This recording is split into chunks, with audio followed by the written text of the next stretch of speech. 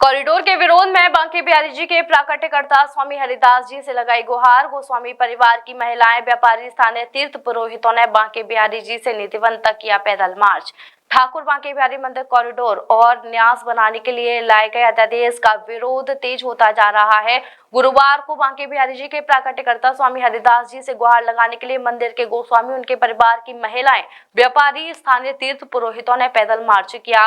बांके बिहारी से शुरू हुआ यह पैदल मार्च निधिवन पर जाकर खत्म हुआ। गुरुवार को बांके बिहारी मंदिर से एक पैदल मार्च निकाला गया। पैदल मार्च शुरू करने से पहले सभी ने भगवान बांके बिहारी जी की आराधना की। इसके बाद इस पैदल मार्च में सैकड़ों महिला पुरुष शामिल हुए। यह सभी पैदल मार्च करते हुए शहर की सड़कों पर निकले। कॉरिडोर और न्यास बनाने के लिए लाए गए अध्यादेश के विरोध में गोस्वामी परिवार की महिलाएं तपती धूप में नंगे पैर पैदल मार्च पर निकल पड़ी। इस दौरान रास्ते में जगह जगह व्यापारियों ने पुष्प वर्षा कर पैदल मार्च कर रहे लोगों का स्वागत किया और विरोध में सहभागिता दिखाई। करीब 3 किलोमीटर पैदल चलकर यह सभी भगवान बांके बिहारी जी की प्राकट्य स्थली निधिवन पहुंचे। वहां उन्होंने स्वामी जी रक्षा करो के साथ प्रार्थना भी की, जिससे जो कॉरिडोर अध्यादेश रूपी राक्षस ब्रज में घुस आया है उससे ब्रज के लोगों को बचाया जा सके। आज जो रैली निकली है, ये बांके बिहारी जी के जितने भी सेवायत गोस्वामी हैं, मातृ शक्ति है, यहाँ के जितने व्यापारी हैं, जो लोग इन कॉरिडोर पर, जैसे ब्रजवासी जो कॉरिडोर की जद में आ रहे हैं, उनके द्वारा ये रैली इसलिए निकाली गई कि केवल बांके बिहारी तक सीमित नहीं रह गया ये कॉरिडोर और अधिग्रहण। इसकी छाया 197 मंदिरों तक भी पहुंच गई है जो पूरे ब्रजमंडल के हैं। उस ब्रजमंडल में ये सप्त देवालय भी आ गए हैं। इस वजह से ये एक रैली निकाली गई बांके बिहारी जी से, जो सप्त देवालय होती हुई उन सप्त देवालयों को भी जागृत करते हुए कि अभी हम लोगों का नंबर आ रहा है, अगला नंबर आपका है, तो आप सभी सप्त देवालय जागृत हो जाइए, अपनी शक्ति को पहचानिए और एक साथ आ जाइए और एक साथ आकर के इस कॉरिडोर रूपी राक्षस का जो है संहार करिए। जैसे कि जो है भगवान कृष्ण के समय पर अलग अलग राक्षस जो है यहाँ पर आ गए थे और उनका संहार किया गया और हमारे ठाकुर जी अलग अलग स्वरूपों में, बाल रूप में यहाँ पर विद्यमान है। तो अब ये समय आ गया है कि ये बालक जो है वो अपनी समस्त शक्तियों के साथ में एकत्र हो जाए और एकत्र होकर के यहाँ के ऐसे एक ब्रह्म राक्षस, जो मैं फिर से कहना चाहता हूँ, जो ब्रह्म राक्षस थे नहीं, बड़े आदर से, मैं बड़े सम्मान से, क्योंकि वो एक ऐसे पद पर आसीन हो गए हैं और मथुरा शहर में रह रहे हैं और मथुरा शहर में एक उच्च पद को प्राप्त करने के कारण उनके ऊपर कंस रूपी राक्षस विद्यमान हो गया है। उस विद्यमानता की वजह से वो अनाचार कर रहे हैं यहाँ के ब्रजवासियों के साथ में।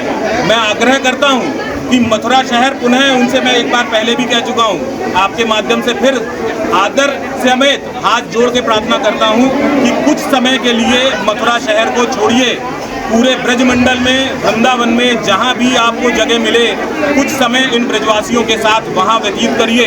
यहाँ की रज में, यहाँ की लता पता में, यहाँ के पुनिल के साथ में अपना आलिंगन करिए, तो शायद आपको ब्रज की महिमा जो आप भूल बैठे हैं उसका ज्ञान हो जाएगा।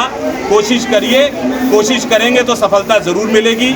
हमारी जो है शुभकामनाएं आपके साथ हैं। हम आपके लिए ठाकुर जी महाराज से प्रार्थना करते हैं कि आपको सद्बुद्धि मिले और बहुत जल्दी आपको ब्रजवास मिले, आपको कंस की नगरी में ना रहना पड़े। और मैं पुनः कहना चाहता हूँ, उस कंस की नगरी में वो सब ब्रजवासी हैं, लेकिन जो वहाँ पर उच्च पदों पर आसीन है, कंस केवल वही है, क्योंकि उसी के दुराचार की वजह से उन्हीं के नगर के लोग जो ब्रजवासी थे वो परेशान हुए थे और आज आपकी वजह से यहाँ पर समूचा ब्रजवासी जो है वो परेशान हो रहा है। उस परेशान का जद केवल वृंदावन छोड़ करके अब समूचा उत्तर पूरा ब्रजमंडल, पूरा 84 कोस जो है उसकी जद में आ गया है। आप किसके लिए ये जो, मैं नाम नहीं लेना चाहता हूँ, वो बहुत आदरणीय व्यक्ति हैं, मैं उनको बाबूजी रिप्रेजेंट करता हूँ और आज भी करता हूँ। मैं नाम नहीं ले सकता हूँ उनका, ठीक पर्दे के पीछे हैं, जिस दिन सामने आएंगे तो ज़रूर उनका नाम भी लूँगा, लेकिन मेरे अभी भी उनसे करबद्ध प्रार्थना है कि कृपया कुछ समय के लिए, चाहे मुझे कुछ भी समझें, वृंदावन वास करिए, गोकुल वास करिए, बरसाना वास करिए, जहाँ आपको स्थान मिलता हो वहाँ वास करिए और शयन करिए, ताकि वो जो कंस वाली प्रवृत्ति आपके ऊपर सवार हो चुकी है वो दूर हो जाए। आज पैदल यात्रा के द्वारा क्या संदेश देना चाहते हैं आप? संदेश हमारा साफ है कि हम देखिए, हम अपनी पौराणिक चीज़ों को के साथ में किसी भी तरीके का दुर्व्यवहार जो है वो बर्दाश्त नहीं करेंगे। आज समूचा ब्रजवासी सब लोग एक साथ में हैं। केवल यहाँ पर आने वाली पब्लिक को भ्रमित किया जा रहा है कि गोस्वामी समाज कॉरिडोर नहीं बनना देना चाह रहा है, लेकिन उसको ये नहीं बताया जा रहा है कि अभी तक तो हम सिर्फ और सिर्फ जो है बांके बिहारी का अधिग्रहण कर रहे थे। अब सप्त देवालय जो है पूरे 197 मंदिर को भी हमारी दृष्टि पड़ चुकी है। मैं पुनः आग्रह कर रहा हूँ कि इस तरीके का कृत्य ना कीजिए, यहाँ के रहने वाले ब्रजवासियों को उनके ठाकुरों से दूर ना करिए। 197 पे आज मेरा नाम पंडित अजय शर्मा है और मैं पुरोहित समाज को विरोध करता हूँ। आज किस तरीके से विरोध व्यक्त किया है? हम जो विरोध कर रहे हैं, आज पूरे वृंदावन के वासी और पुरोहित समाज के लोग भी, गोस्वामी समाज के लोग भी और सनातनी भी, जो वृंदावन के मूल ब्रजवासी हैं, ब्रजमंडल के सभी आज इसमें खड़े हुए हैं और आज इसका पूरी जोर से विरोध कर रहे हैं कि और ताकि जो अधिग्रहण किया जा रहा है मंदिर का, वो अधिग्रहण का हम पूर्ण जोर से विरोध करते हैं, क्योंकि ये हमारी सनातनी सरकार है। योगी जी हमारे सनातनी है, हमें सरकार पे पूरा भरोसा है। वो कोई प्रकार से अधिग्रहण नहीं करेगी और ना कोई न्यास बनाएगी। अगर न्यास बनता भी है तो वो गोस्वामी या सेवाई समाज के द्वारा ही बनना चाहिए, उन्हीं की सहमति से बनना चाहिए। हमारा एक मतलब है सीधा, भाई पुरोहितों की, पुरोहित समाज की कोई सुनने वाला नहीं है। सन 2022 में योगी आदित्यनाथ जी ने पुरोहित कल्याण बोर्ड बना दिया गया, परंतु आज तक पुरोहित कल्याण बोर्ड का चयन नहीं हुआ। मैं तुरंत योगी जी से कहता हूँ कि वो माननीय वृंदावन का किसी प्रतिनिधित्व को देकर के और पुरोहित कल्याण बोर्ड का तुरंत चयन किया जाए, ताकि गोस्वामी, पुरोहित, पंडा, इन सबकी समस्याओं का हल किया जाए। आज वृंदावन का कोई जनप्रतिनिधि नहीं है, वृंदावन सूना है, वृंदावन बिल्कुल विधवा हो गई है। जब वृंदावन का एक प्रतिनिधि नहीं है जो जिससे हम कह सकें, ना तो यहाँ का मेयर है, ना यहाँ का सांसद है, ना यहाँ का विधायक है, तो वृंदावन वाले जाए कहाँ? तो इसलिए कोई भी प्रतिनिधित्व वृंदावन को दिया जाए। और जहाँ तक कष्ट का जो बात आ रही है, हम खंडन करते हैं। ये केवल गोस्वामियों की सहमति से होना चाहिए। गोस्वामी का मतलब सेवाएं, जो सेवाएं थे हर मंदिर के, उनकी पूजा परंपरा उससे किया जाता है। और पुरोहित समाज के लिए कहीं ना कहीं उनका दृष्टिकोण बनना चाहिए, ताकि जो पुरोहित है वो भी अपनी जीवन यापन सुरक्षा से कर सकें। इसलिए पुरोहित कल्याण बोर्ड का तुरंत गठन किया जाए, जो 2022 में गठित हो गया, उसका चयन किया जाए। सुनिए, ये बीजेपी वाले नमामि गंगे का पैसा खा गए, अब ये बिहारी जी का पैसा खाने की सोच रहे हैं। जमुना जी देखो कितनी गंदी है, नाले गिर रहे हैं, इनको नहीं दिख रहा।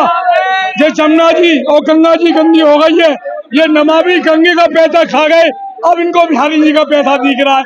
अपने आंखों से देख लो भाई साहब, जमुना जी में नाले गिर रहे, ये व्यवस्था नहीं कर सकते, बस इनको बिहारी जी का मंदिर दिख रहा है, बिहारी जी की दौलत दिख रही है। जमुना जी में, गंगा जी में और जमुना जी में गिरते हुए नाले नहीं दिख रहे। यही कहना चाहूंगा। कहाँ गया पैसा? 2 करोड़ रुपया कौन खा गया? सीधी सी बात है। आज बांके बिहारी मंदिर से